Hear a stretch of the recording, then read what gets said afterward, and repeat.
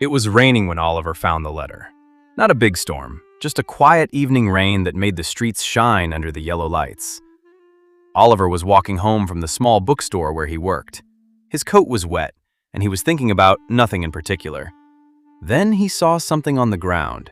A small brown envelope. It was lying beside an old wooden bench. Oliver stopped. He looked around. Nobody was there. He picked up the envelope. There was no stamp, no address. Only 3 words were written on the front. For Oliver, please. Oliver stared at it. His name was written in dark blue ink. He turned the envelope over. It was sealed. For a few seconds, he simply stood there in the rain. Then, very quietly, he said, "Who sent this?" And that was the beginning of a strange little mystery. Oliver lived in a small apartment above an old bakery. The apartment was simple. 1 bedroom, 1 small kitchen, and a window that looked over the street. When Oliver got home, he put the letter on the kitchen table. He took off his wet coat and made some tea. But he couldn't stop looking at the envelope. He tried to ignore it. He washed his hands, he made his tea. He opened his laptop. Then he looked at the letter again.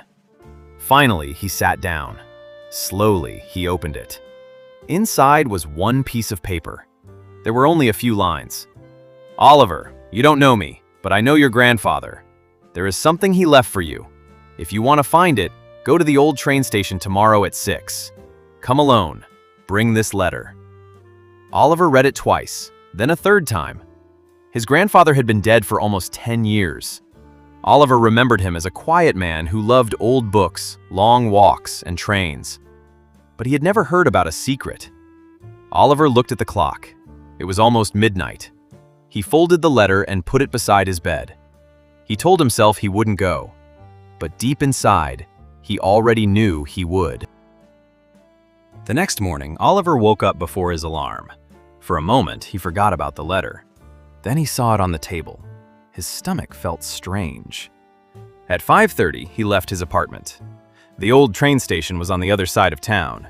It had not been used for many years. The city had built a new station, so the old one had slowly become empty.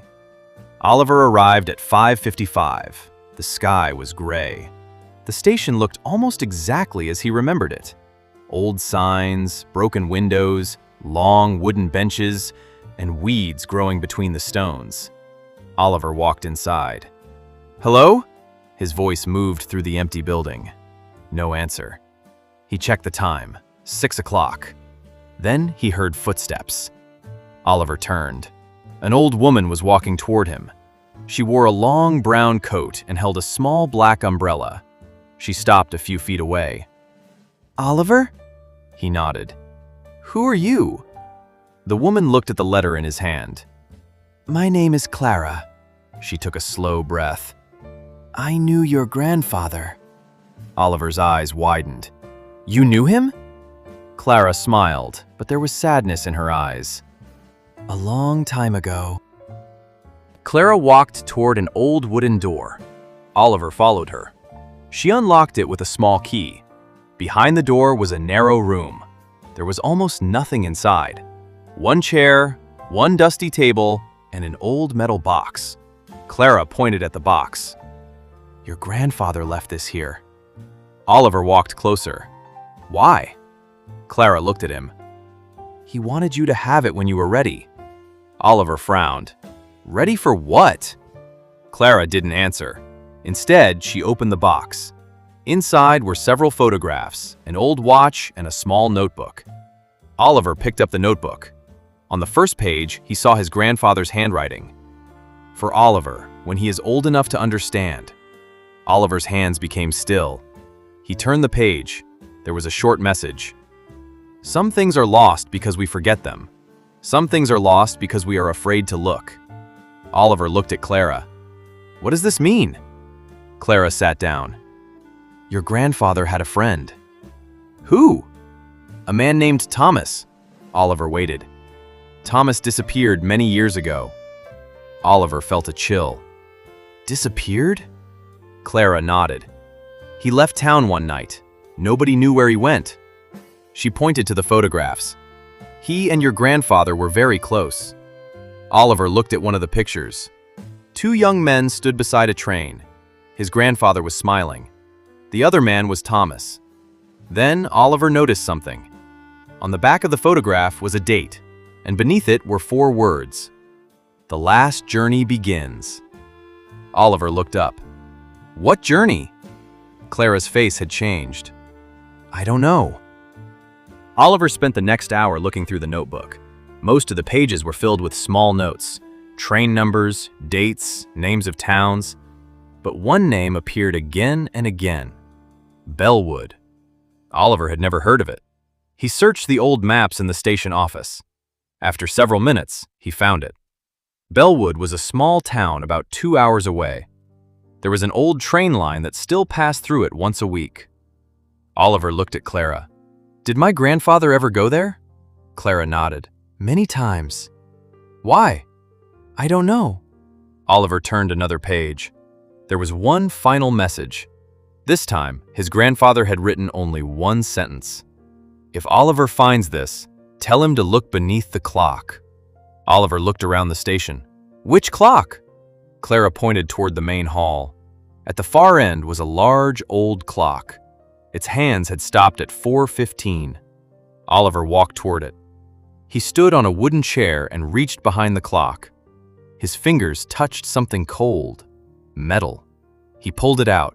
It was a small key, and tied to the key was another piece of paper. Oliver opened it.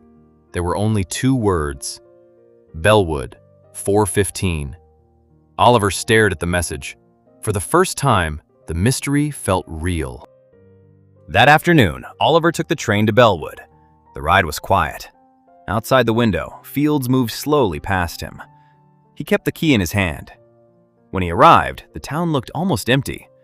There was a small station, a bakery, a few old houses, and a clock tower in the center of town. Oliver walked toward it. The clock showed 4:15, exactly like the note. He looked around the tower. There was an old wooden door at the bottom. He tried the key. It opened. Inside was a small room covered in dust. Oliver found a wooden box on the floor. His heart began to beat faster. He opened it. Inside was a letter, not for him. It was addressed to his grandfather. Oliver began to read.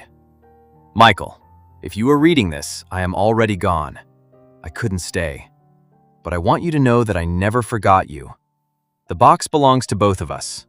One day, give it to someone you trust. Someone who will understand that some memories are more valuable than money." Oliver stopped reading. At the bottom of the box was one final photograph. It showed his grandfather and Thomas many years later, older, smiling, standing together in front of a small house. On the back was an address. Oliver looked at the address. It was in Bellwood. He walked outside. Then he saw the house. It was only a few streets away. Oliver stood in front of it for a long moment. Then the door opened. An old man looked out. He stared at Oliver, and suddenly his eyes filled with tears. "You have Michael's eyes," he whispered. Oliver couldn't speak. The man smiled. "My name is Thomas." They sat together in Thomas's small living room. Thomas told Oliver everything. He had not disappeared because of a fight. He had left because he was sick and wanted to spend his final years quietly. But he and Oliver's grandfather had stayed in touch through letters, hundreds of them. Oliver's grandfather had kept every letter. Thomas had kept his. They had never forgotten each other. "I thought he had forgotten me," Thomas said. "He never did," Oliver answered. Thomas looked down. "I know that now." Then Oliver understood the real mystery. The letter was never about money. It was never about a secret treasure. It was about 2 old friends who had been separated by time, and about a promise. Oliver gave Thomas the notebook. Thomas held it against his chest. "Your grandfather wanted you to know something," he said. "What?" Thomas smiled. "He wanted you to understand that people can leave your life without leaving your heart." Oliver looked at the old photographs. For the first time that day, the mystery no longer felt mysterious. It felt warm. Oliver stayed in Bellwood until the sun began to set. Before he left, Thomas gave him one of the old photographs. Oliver put it carefully inside his coat. On the train home, he looked out the window. The sky was turning orange. He thought about his grandfather, about the letter, about the old station, and about how one small envelope had changed an ordinary day.